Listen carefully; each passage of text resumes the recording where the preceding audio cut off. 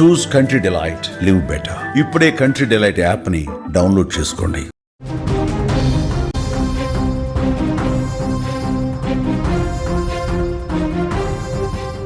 ఏది ప్రళయం, ఎక్కడ భూకంపం, జపాన్కి ఏమైంది?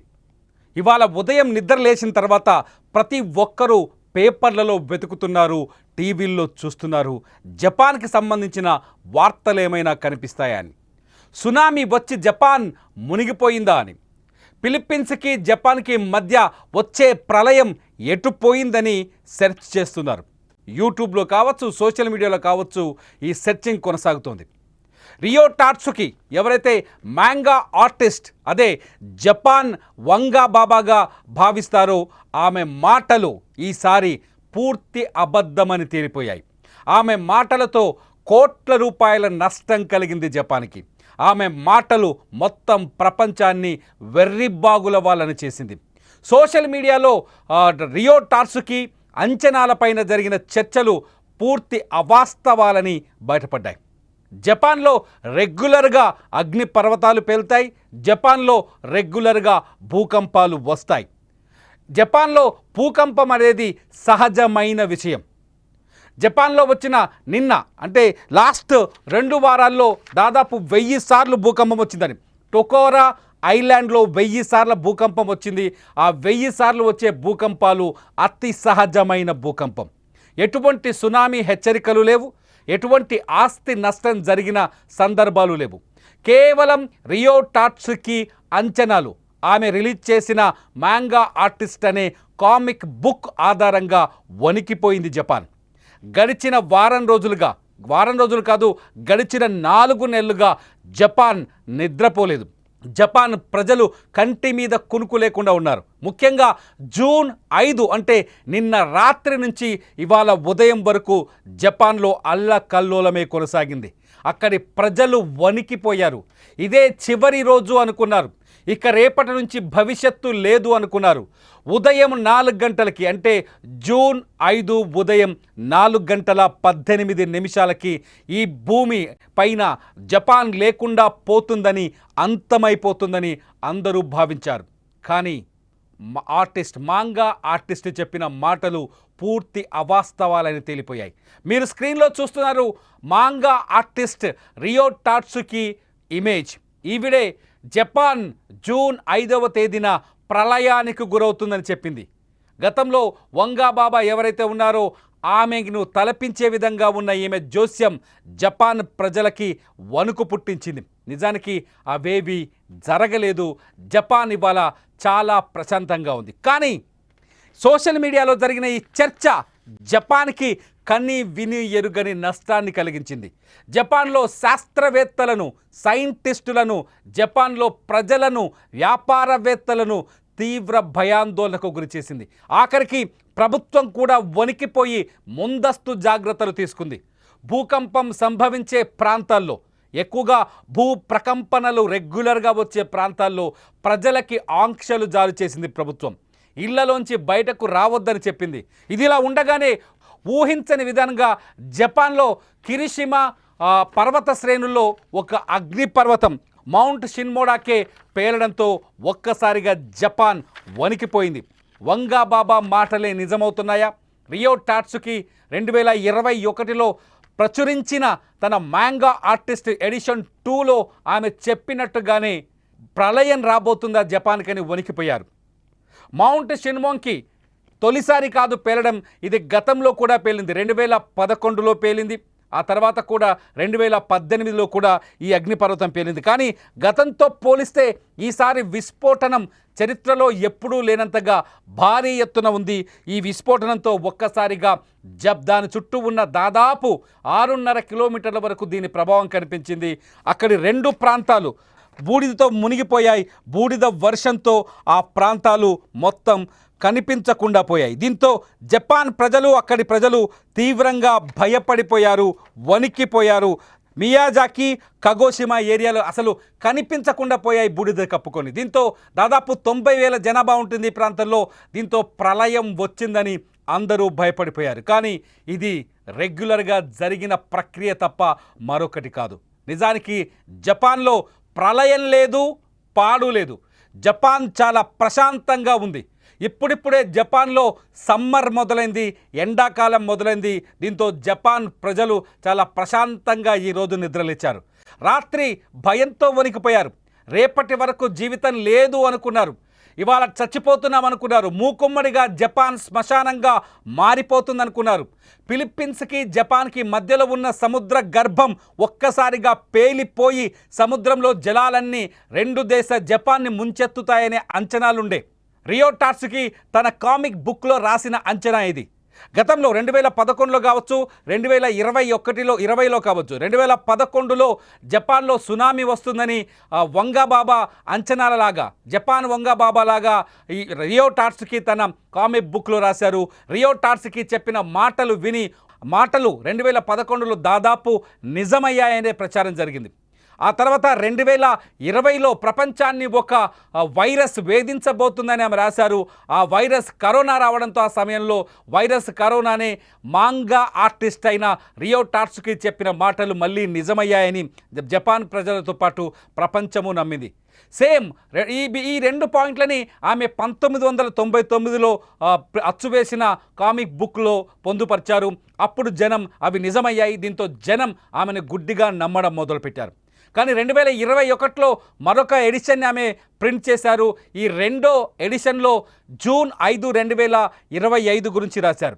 జూన్ 5, 2025 ఉదయం 4:18 జపాన్ ఫిలిప్పీన్స్ మధ్య భారీ ప్రళయం రాబోతుంది. ఈ ప్రళయంలో దాదాపు 3 లక్షల మంది చనిపోతారు అని ఒక అంచనాకు వచ్చారు. అంతేకాదు $108 ట్రిలియన్ ఆర్థిక నష్టం వస్తుందని కూడా అంచనా వేశారు.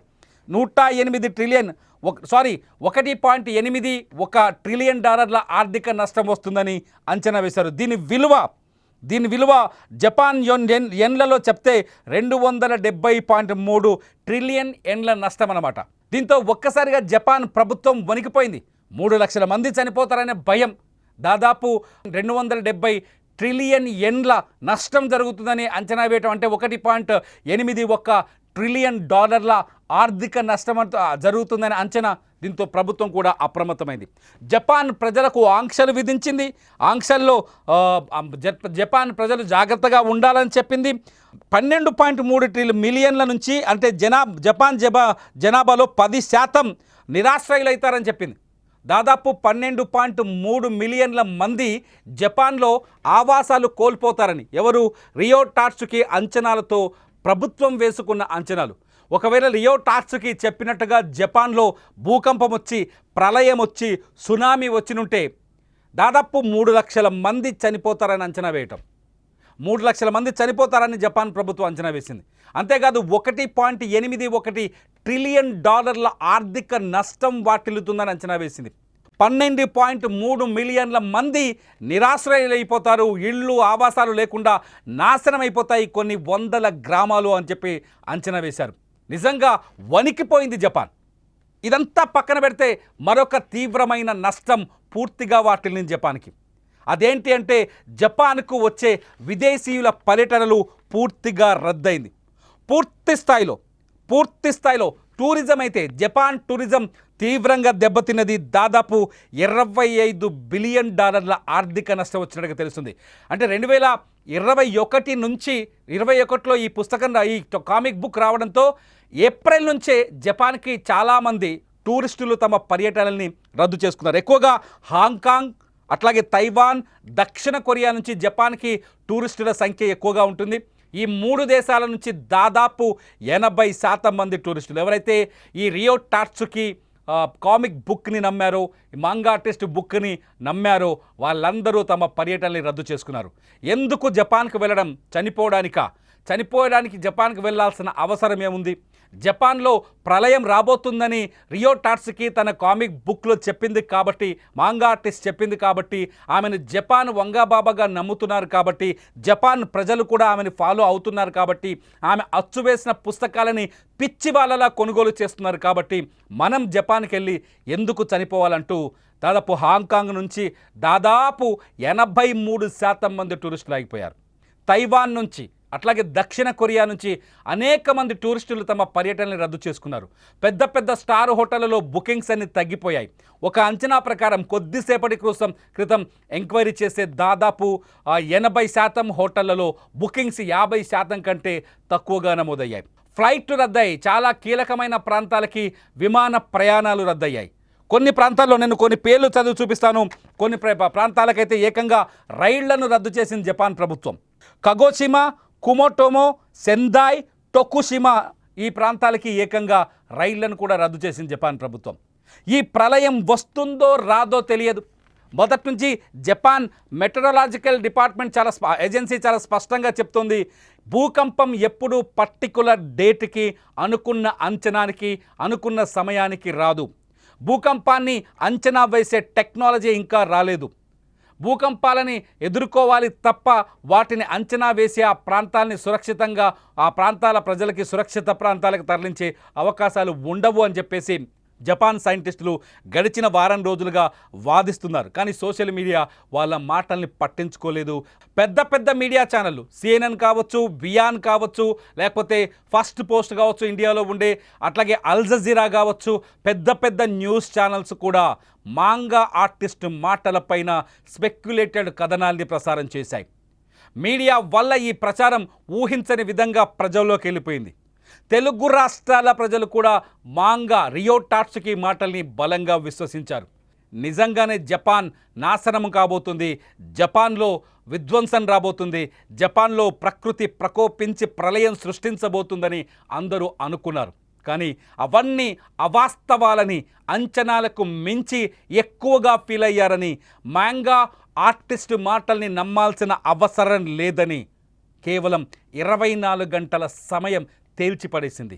సమయం సరైన సమాధానం చెప్పింది. సమయం సరైన ఆన్సర్ ఇచ్చింది. జపాన్ ఇప్పుడు ప్రశాంతంగా ఉంది. జపాన్లో ఎటువంటి ప్రళయం జరగలేదు.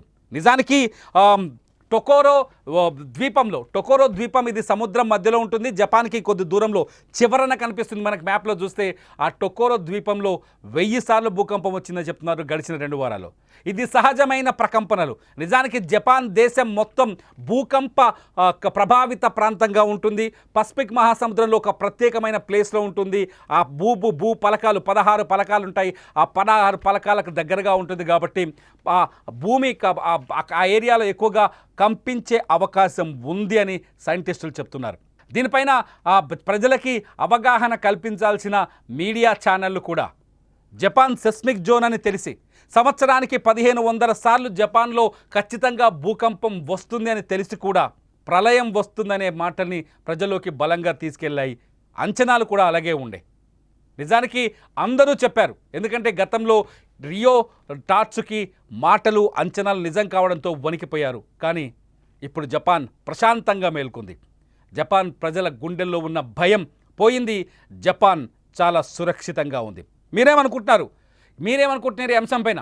నిజంగా సోషల్ మీడియా చేసిన ప్రచారం జపాన్కి తీవ్ర నష్టాన్ని కలిగించిందని మీరు అనుకుంటున్నారా? మీరు అదే అనుకున్నది నిజమైతే మీ భావన, జపాన్ రియో టాట్సుకి అంచనాలపైన మీ భావన ఏంటి? జపాన్ ప్రశాంతంగా ఉండడాన్ని మీరు ఎలా చూస్తున్నారు? ఈ అంశాలన్నింటిపైన ఈ వీడియో కింద మీరు కామెంట్ చేయండి. మీ కామెంట్స్ని ఆధారంగా చేసుకొని మరో వీడియో చేయడానికి ట్రై చేస్తాను. చూస్తూనే ఉండండి సుమన్ టీవీ లైవ్ అప్డేట్స్ కోసం. సుమన్ టీవీ లైవ్, అట్లాగే సుమన్ టీవీ డిజిటల్ లైవ్.